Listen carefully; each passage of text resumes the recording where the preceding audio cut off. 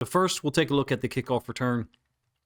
For discussion purposes, I feel like I have to provide some information here. So we'll try to focus on the numbering system that we've got up here above that blue line with the ball in the middle of the field. So you number from inside out on kickoffs normally. So the number 1 is this player here on out to the number 5. You have the same designation underneath of that blue line, the 5 players to the bottom side of our screen.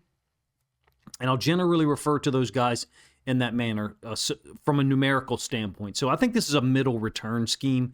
I'm not a huge fan of this kickoff, to be honest with you. I just really have never been excited by it, but I think this one's worthy of some discussion, so I'm willing to break this down as best I can, and you're welcome to let me know, what I missed at the end of it. In any case, they're going to trap number 1 to the top side. Remember the blue numbering system that I had at the top, and then they're going to double number 1 to the bottom. So the way that they get that done, I'm going to fast forward a little bit here for obvious reasons when Shaheed catches the football. The way that they're going to get that done is they're going to trap number 1 from the other side. I would consider this a cross block scheme. So as opposed to, let's say, a man scheme where everybody on their side is assigned to block the guy on their side, this is a cross block scheme. So the players on the bottom side of the screen, a couple of them, at least one here, are assigned to block someone on the opposite side. Remember, this is the number 1, 2, 3, 4, 5. And then the fullback or up back, however you want to refer to him, he's assigned to block the number 2 from the bottom side, as illustrated by the orange or brown lines that I showed in the beginning. Along with that, and why I think this is a middle return scheme, even though, the flow of it has the other returner leading, he's supposed to block number 5 down here to the bottom side, in my opinion. Why I think this should be referred to as a middle return, and I haven't listened to any explanations about it. Certainly don't know what McDonald said, but basically they are doubling the number 2 to the bottom side. So we're talking about right here, number 1 from the bottom side, excuse me. So we'll track him back a little bit. It's a great block from those two. Keep in mind, it's right here. I wish I had the ability to edit live and kind of track it a little bit better for you. Number 1 from the top side is going to get trapped. Number 2 from the bottom side is going to get blocked by the fullback or the up back. And then number 1 from the bottom side, that's the guy that gets doubled. So basically you're talking about they're utilizing 4 players to get rid of or wipe out those interior 3. I think this is all dependent on Shaheed's speed at getting through that line, getting through the initial surge of the defense, such that the players on the top side of our screen, these guys up here, can't get there in time. And in fact, they are leaving one of those guys completely unblocked on the play. Number 2 gets handled by the up back. There's the trap block that I illustrated 1 from the top side. Again, I've tried to color code this as much as possible. I have to kind of rewind this and use graphics on screen. Hopefully that makes sense to you. In any case, Shaheed's job is to get through here before any of the pursuit from the top side can converge. And this is the player who is unblocked. I think it's number 4 from the top side. That will be the second guy in from the sideline, but normally your count system illustrates from the middle of the field. We're talking about this guy right here. We'll try to track that back a little bit so you can see what I'm talking about. If you've lost track of him or lost bearings, there he is right here. We'll pull this back even a little bit further to the beginning of the play so you can see what I'm talking about, that he is the number 4. Well, it makes sense, right? If you're trying to block these guys, handle all of them, you've only got 9 potential blockers up front, and then Shaheed with the ball, as well as the other returner, the guy who's leading him, at least to the right side, the flow initially. And so because you've only got 9 to block, and then the 10th being the add-on, doubling someone just mathematically means you're going to leave a player unblocked. And in this case, it's appropriate.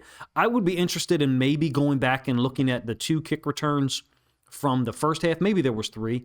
But in any case, and seeing, did they use this scheme previously? Number 1, number 2, did they hold this for a big situation? Middle returns, in my experience with, regular kickoffs, not this one that the NFL has forced upon us, they're generally contingent upon the returner getting through the first line, or getting through the blocking scheme, faster than an unblocked player can converge. I would be really interested to see what happens this week with that player for the Falcons, who was the number 4. being unblocked, unable to get there in time. Shaheed is gone, and some guys on the Seahawks sideline knew it already. In fact, they knew it, before he even burst through the line. It looks like 3 offensive linemen sitting right there, obviously ready to get on the field. They've already raised their hands, so they knew the scheme, obviously, and they knew with Shaheed's speed, that it was over at this point. Huge moments, if you ask me, because it made up for a sloppy first half offensively and allowed Seattle to take a 13-6 lead. We'll do the same thing from the end zone angle. Again, it's a 100-yard return, and we'll illustrate the numbering system. Here's the unblocked player, the number 4, from the top side, our right-hand side of the screen right now. As Shaheed catches the ball, the trap man is the number 1 on our right, but the top side from Seattle, from the perspective of where Shaheed receives the football. And then the number 2 on the other side is the guy that is going to be handled by the upback/fullback. Here's the double team on the number 1 from the bottom side. You've effectively trapped or kicked out the number 1 from the top. Looks like to me you lose this guy here, number 4, from the bottom side. And the other returner is trying to decide whether he should go block him or not. He realizes that's not the player he's assigned to, in my opinion, so leaves him to go after the unblocked number 5. Shaheed has got a lane obviously developing already, and he's able to get through one tackle. I think it's Arnold Ebiketie. If we track him back right here, he's one of the top side guys. I believe he's number 2. 1, 2, that's Ebiketie right there. And so they're trying to just peel back on him again. The idea is these backside players have got to hold for a moment such that Shaheed can't reverse course all the way across the field. NFL speed is going to kind of negate 95% of those. But the idea is these players aren't going to be able to converge enough such that once Shaheed gets through, I'm calling it a middle return, that really it's pretty much over once he's isolated with the kicker. He's got tremendous burst, obviously. That's why he's back there returning kicks.